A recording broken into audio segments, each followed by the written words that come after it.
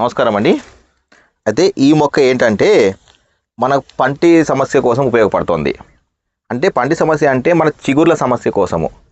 మనం ఏంటంటే చిగుర్లలో రక్తం రానివ్వండి, చిగుర్లలో వాపు, పైగా చిగుర్లలో చిన్న చిన్న కురుపుల్లాగా వస్తుంది, చీము వస్తుంది. దానికి ఆ సమస్యకి ఇది అండి. ఇది చూడండి, పేరు దీన్ని దంత వృక్షకాంతి అంటారు. అంటే ఒక్కొక్క ఏరియాలో ఒక్కొక్క పేరు ఉంటుంది దీనికి. అంటే మా గురువుగారు మాకు చూపించింది ఏంటంటే దంత వృక్షకాంతి అని చెప్పారు. కాబట్టి మా గురువుగారు చెప్పింది మేము ఫాలో కావాలి కాబట్టి మీకు కూడా అదే ఎక్స్ప్లెయిన్ చేస్తున్నాము.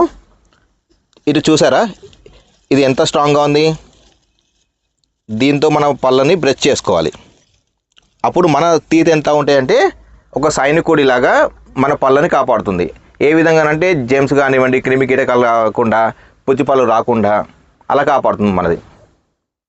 చూడండి, దీని ఆకులు ఇలా గుర్తుపట్టచ్చు. ఇది ఎలా తీసుకోవాలి?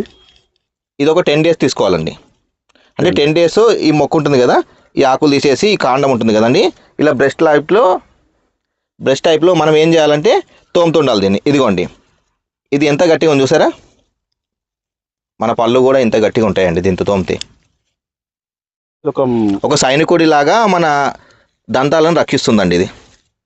చూసారా, ఈ పంటికి ఇంత నలిచినా కూడా తెగట్లేదంటే మన పంటిని కూడా ఇంత గట్టిగా చేస్తుందండి. పంటికి ఎలా అప్లై చేయాలి ఇది చూపిస్తానండి. ఇది ఇలా ఉంటుంది, ఇలా తెంపుతాం కదా, ఇలా మనం ఎట్లయితే బ్రష్ చేస్తామో ఈ ఆకులన్నీ తీసేయాలి. ఇలాగా ఈ ఆకులను తీసేసి ఈ కాండంతో ఇలా కరెక్ట్గా పంటిని బ్రష్ చేయాలి.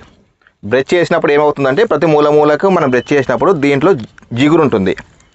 ఇదిగోండి జిగురు, ఇదిగోండి తీసి కనిపిస్తుంది, జిగురు ఉంటుంది ఇందులో.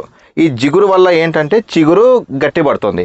ఆ గట్టి పడినప్పుడు మన పళ్ళు ఏంటంటే ఊడిపోవు. ప్లస్ పాయింట్ ఏంటంటే పుచ్చిపళ్ళు రావు. ఇలాంటి దంత సమస్యలు ఎటువంటి ఉన్నా కూడా అప్పుడప్పుడు క్లియర్ అయిపోతాయండి.